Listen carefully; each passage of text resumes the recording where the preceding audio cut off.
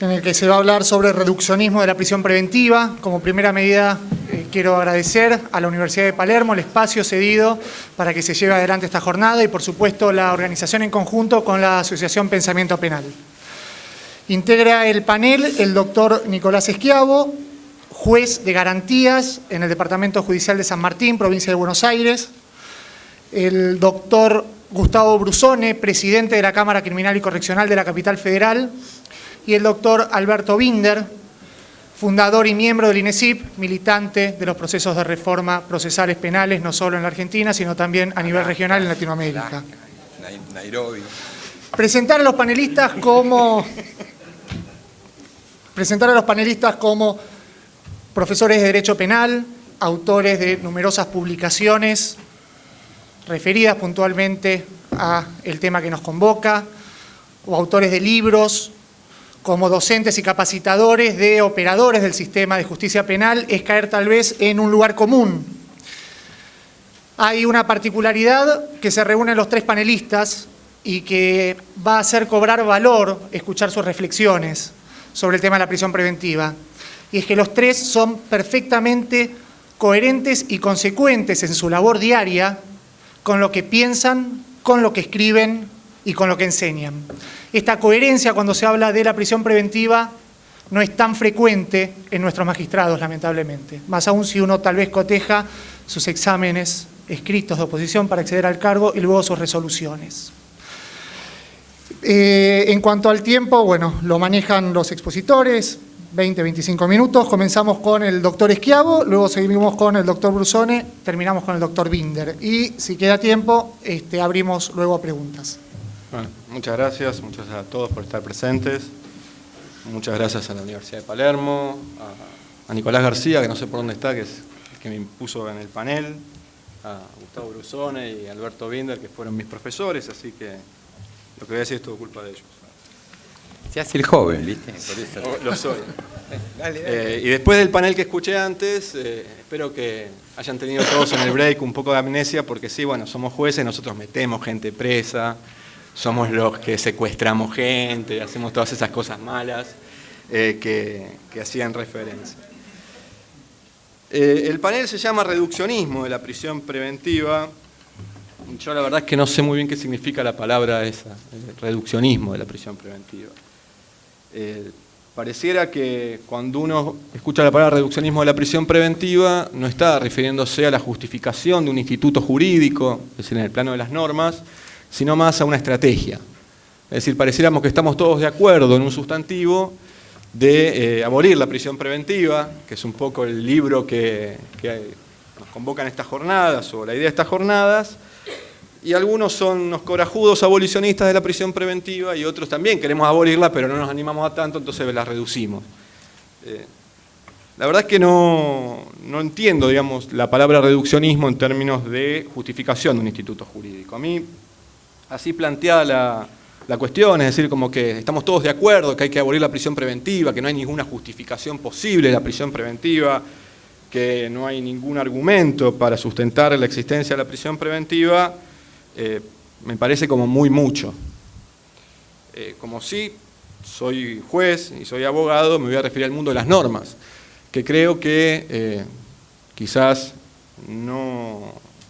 se lo tuvo o se pasó por alto porque no era el objeto de los anteriores paneles,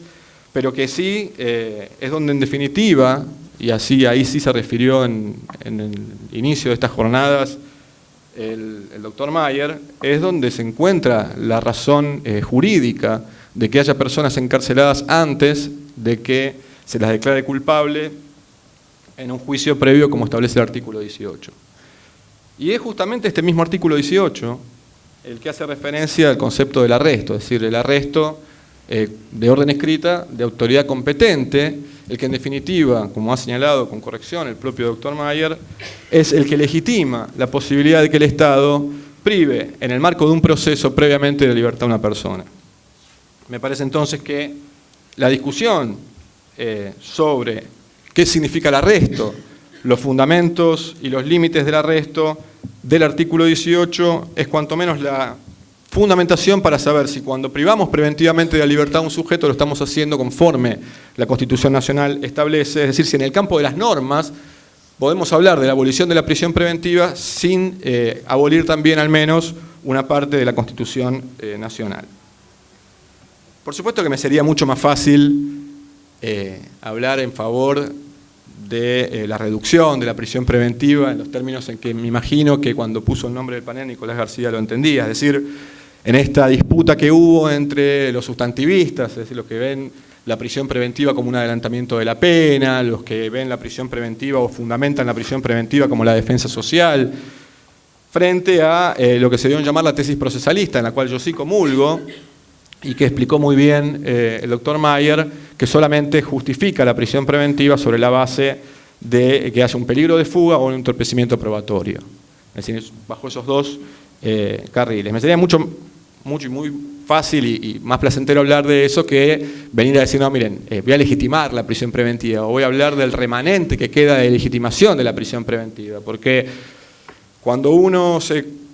enfrenta a esos dinosaurios del pasado que hacen referencia a privar de la libertad a un sujeto como un adelantamiento de pena o defender a la sociedad, a esos discursos que a veces escuchamos en los medios de comunicación,